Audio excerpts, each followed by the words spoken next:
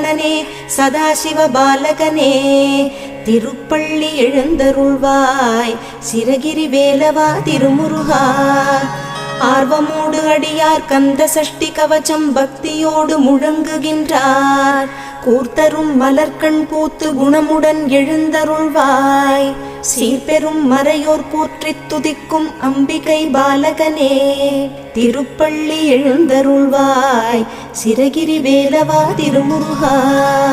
சரவண பொய்கையின் கண்மணியே கடம்பனே கார்த்திகேயனே அன்னை அணைத்திட ஆறுமுகமான ஆதிபழனி ஆண்டவனே தேவர்களின் துயர்த்தனை நீக்கிய குகனே குமரவேலே திருப்பள்ளி எழுந்தருள்வாய் சிரகிரி வேலவா திருமுருகா.